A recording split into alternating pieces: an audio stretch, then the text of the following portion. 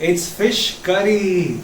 I don't know, am I happy about, is it because it's fish curry, meena, or is it because tomorrow is my mother and my brother's birthday, so we are making all special today, or is it because I feel I'm in Goa, right? So today we are making Goan fish curry.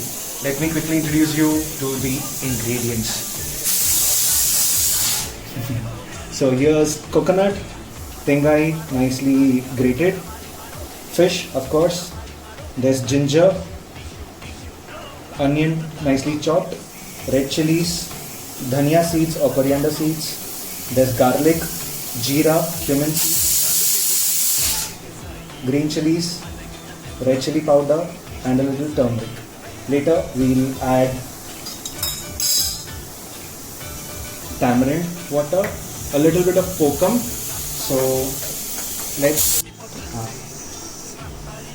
so we just add a little oil. We'll let it heat a little and then we'll saute all this. When we speak of Goan curry, there are a lot of stories that I can share with you. One quick tip: if you go to Baga in Goa, go to the Baga beach where there is Tito's Lane, and just outside the Tito's Lane there's a small little mess, white color, no name. And in that mess you get a 90 rupees thali of Goan curry, rice, ravis fry and mango. It's yum. So since fish is my mom's favorite, let's just get started.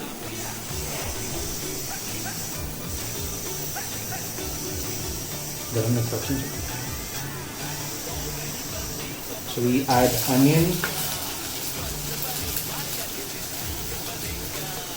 and green chili, a little bit of jeera, that's cumin seeds,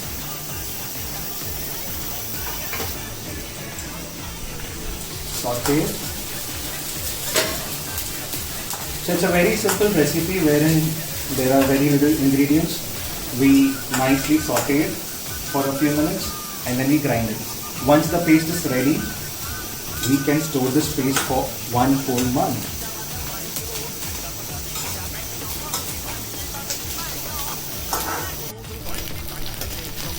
We are nicely sauteing the red chilies, green chili, onion, ginger, garlic. You know, I just feel like singing Surangani, Surangani, Surangani Kamal Kanava. Okay, I'm a pathetic singer, I know it.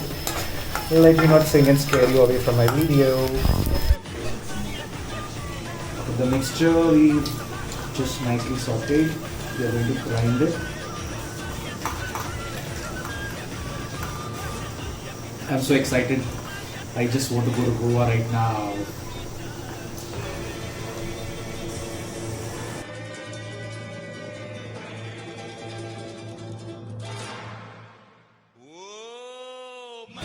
This is the paste we've made. This paste you can store for 1 whole month. But now since it's just mom and me eating, so we'll use the complete paste. This is rich in aroma. I'm loving it. So let's start making. We'll add this paste first. The same pan where we saute all the ingredients. Take this, add a little. There's a lot of paste left in. Okay, I'm a typical desi. I don't use much spoon and forks.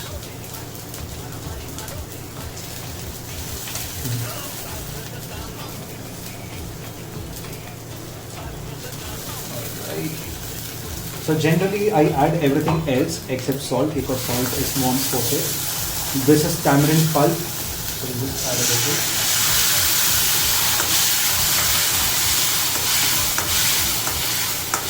Salt water.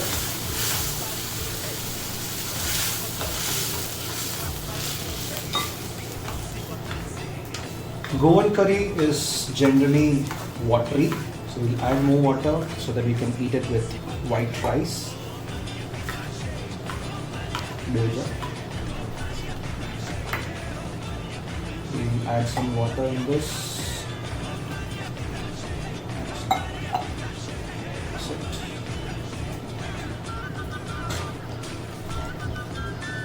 Okay, so we'll add turmeric and chili powder a little.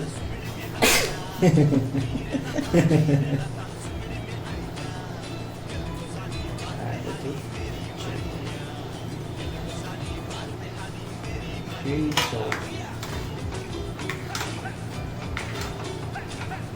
let this boil. I'll just wash my hands and add the salt.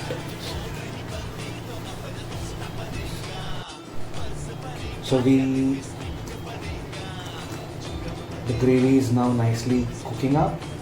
So we've added salt. It's tender fish, so we nicely add all the pieces. So this gets nicely cooked. All the masalas, the spices, they blend with the flesh of the fish. And when this happens, you just have to allow it to nicely churn this. Just nicely rotate the pieces so that they are well settled, they have enough space. Don't turn it much, don't break the pieces, don't break your bones, because it's yum to eat the fish and take the bones out. We will just close this for a few minutes. This is a bigger plate, so I'll take a smaller one. We'll keep this closed for about 15-20 minutes and wow, this is lovely. Great. Our Goan curry is ready. It's mom's birthday and it has to be special. So Goan curry with steamed rice. People generally add little kokum also. Now since I didn't have kokum, it's fine. We added a lot of tamarind for it.